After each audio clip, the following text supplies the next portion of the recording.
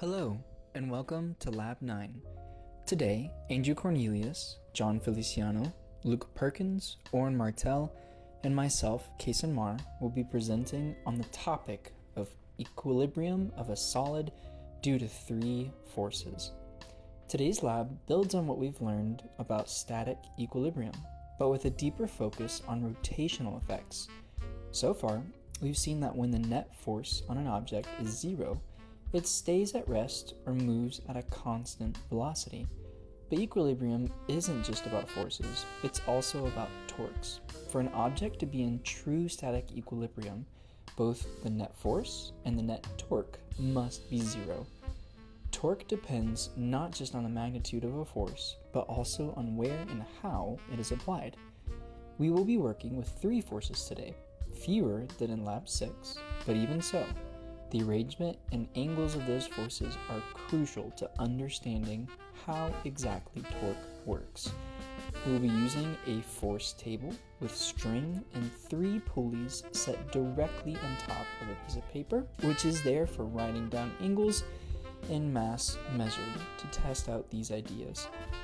The goal is to identify the specific geometrical condition that must be met. The lines of action of the three forces must intersect at a single point, and the torques they produce must balance out about any axis. Before we begin, it's important to recall what torque is: the product of a force and its lever arm, which is perpendicular distance from the axis of rotation to the line of action of the force. If torque isn't balanced, even if the net force is zero, the object will rotate. This experiment will give us a hands-on look at how rotational equilibrium works and how Newton's laws apply not just in linear motion, but in rotational motion as well. Now let's set up the project.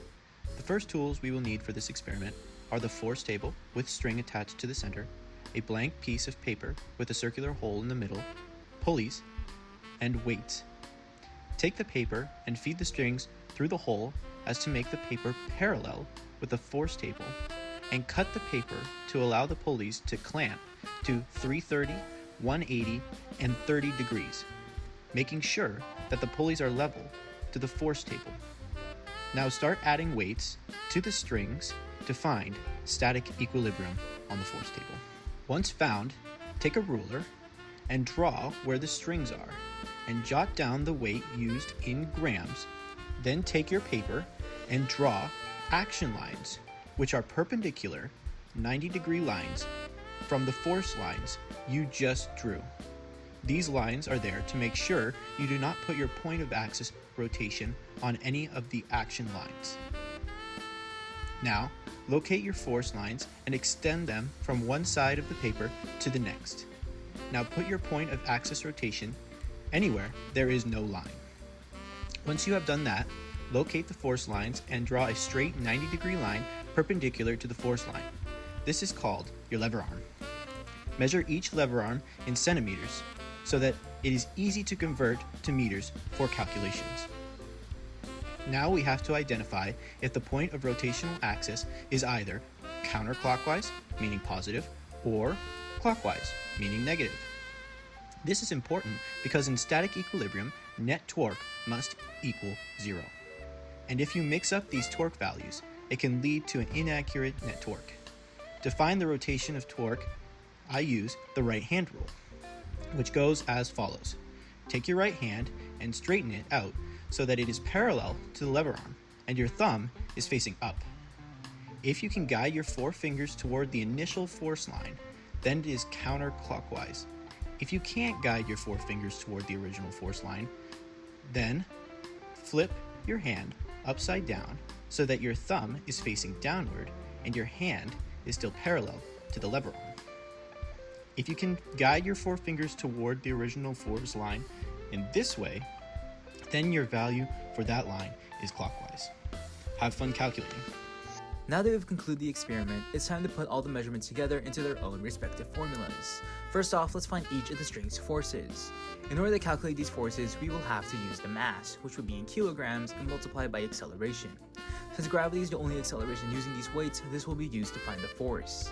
In this experiment, we were using grams, so we have to divide by 1,000 and then multiply the gravity according to our altitude, which would be 9.7991 meters per second squared. Here we have each of our own individual forces. Of course, all these forces also should have an equilibrium of 0, which is what this project is focused on.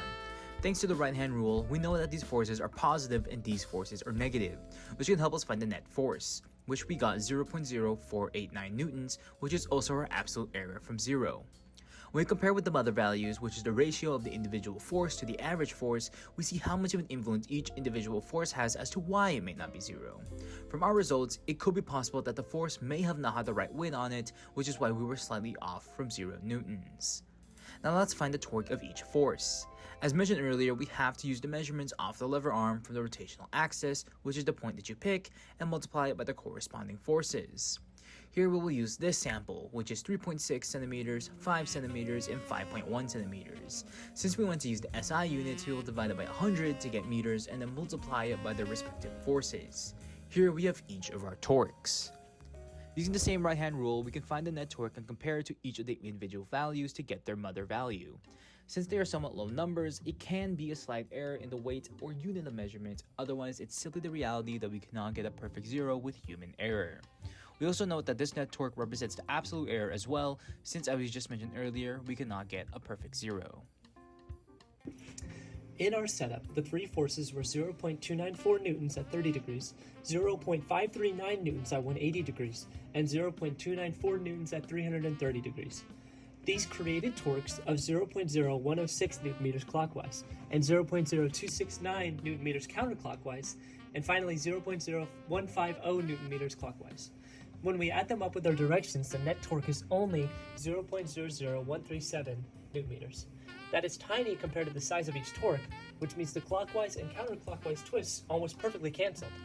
The imbalance works out to just 2.6% of the total torque size, so we were very close to perfectly balancing everything. For the forces themselves, the net was negative 0.0490 newtons, which is only about a 4.4% imbalance. This is well within what we would expect from small alignment issues, measurement differences, or even just the weights being slightly out of place. And the mother values help put this into perspective. For the forces, the mother values are 6, 11, and 6, meaning each individual force is many times larger than the tiny net force left over. For the torques, the mother values are 7.71, 19.6, and 10.9. So again, each one is much bigger than the small net torque. This shows that most of the twisting effects cancel out, and the little bit that remains is just from normal human limits from setting things up. Overall, the numbers show that our system met the conditions for rotational equilibrium. We had big torques on both sides, but they balanced so well that the leftover was very small, exactly what we had hoped to see. In wrapping up this experiment, we can confidently say the lab was a success. It clearly showed that for a rigid body to be in static equilibrium, two conditions must be met. The sum of all forces must be 0, and the sum of all torques about any chosen axis must also be 0. Using a force table with 3 pulleys and various masses, we measured angles and lever arms, then calculated individual forces and torques to compare with their mother values. We found forces of 0.294 newtons at 30 degrees, 0.539 newtons at 180 degrees, and 0.294 newtons at 330 degrees, producing torques of 0.0106 newton meters clockwise, 0.0269 newton meters counterclockwise, and 0.0150 newton meters clockwise. The net torque was only 0.00137 newton meters, about 2.61% of the total, and the net force was negative 0.0490 newtons, roughly a 4.35% imbalance. Both very small, indicating excellent balance. Net to individual ratios were up to 16.7% for forces and 13.0% for torques. Both results are well within the 20% window allowed for this project. Systematic errors could include miscalibrated masses, pulley friction, or setup alignment. Random errors might come from parallax when reading the ruler, small pulley shifts, or slight mass inconsistencies. On a larger scale, NASA uses similar balancing principles to test equipment for Martian missions. By suspending hardware with carefully tuned counterweights and pulleys, they reduce its effective weight to match Mars' 38% gravity. This allows engineers to observe how landed parts deploy, absorb impact, and remain stable after touchdown, ensuring performance in Mars' challenging environment.